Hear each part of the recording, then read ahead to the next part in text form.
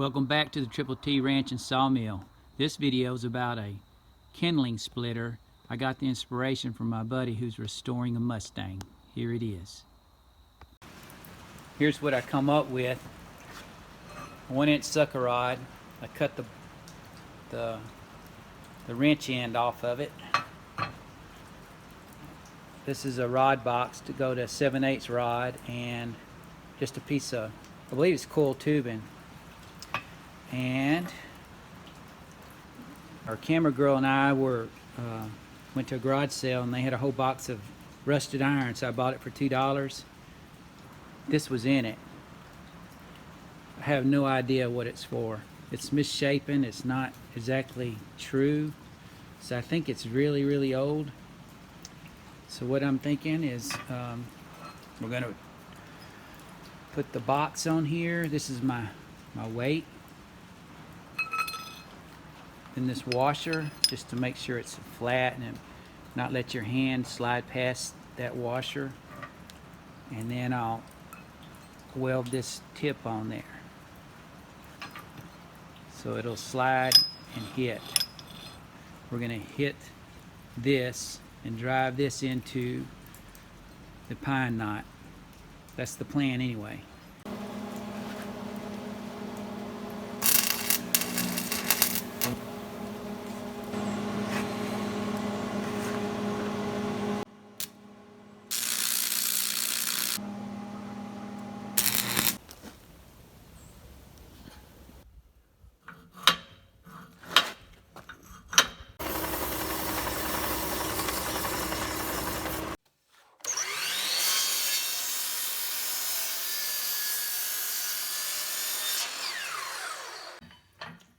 It looks pretty good.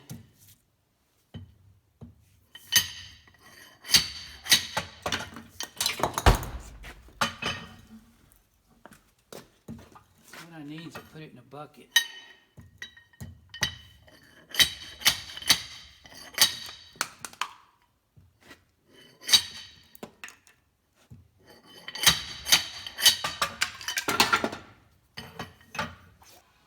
So it is working. It's working okay. But I don't like the way it feels.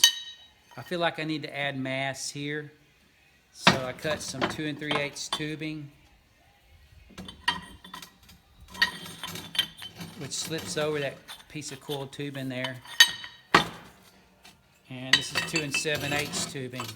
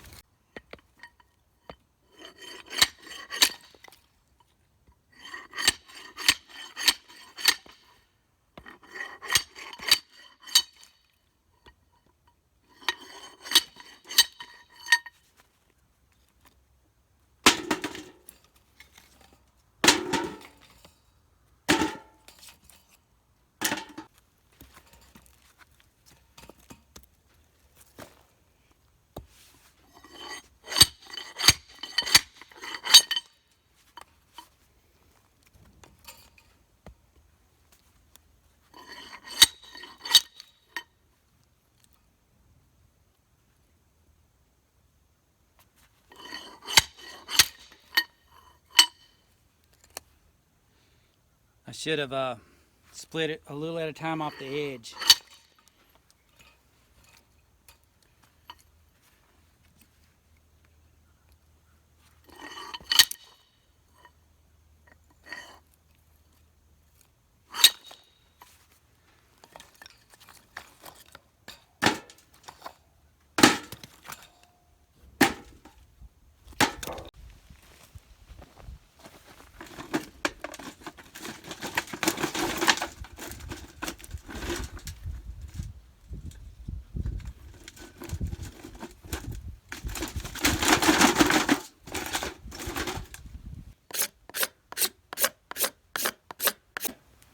I'm going to do a little test of this fatwood pine knot.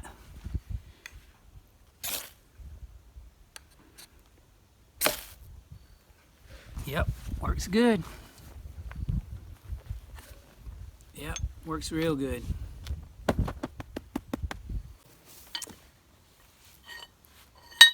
Well, this gives me an alternative to using this.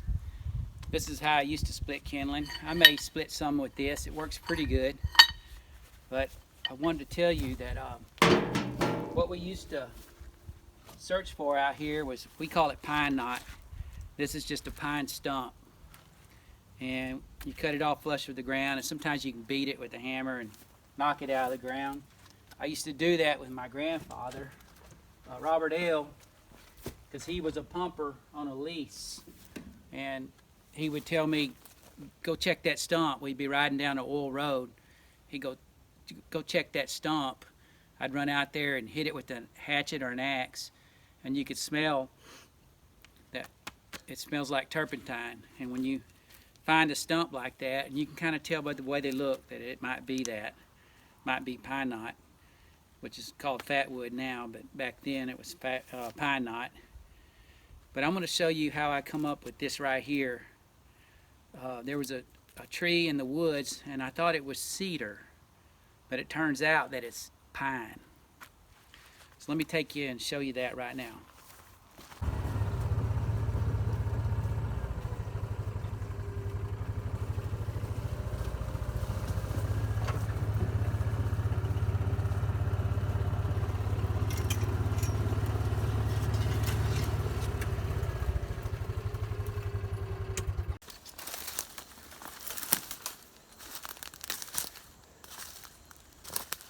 This is the old gnarly pine.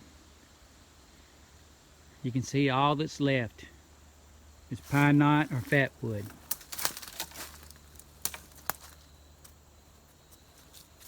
It's beautiful, and it smells like turpentine. And I guess my grandkids, great-grandkids, will still be harvesting fatwood off of this tree. That dude's at least 30, 40 feet long.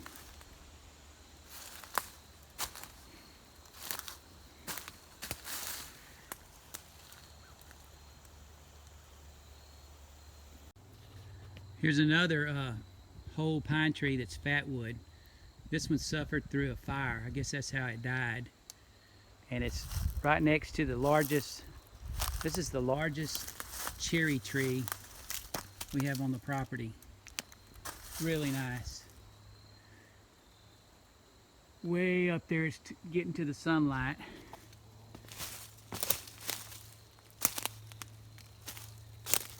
But this dude's seen better days, but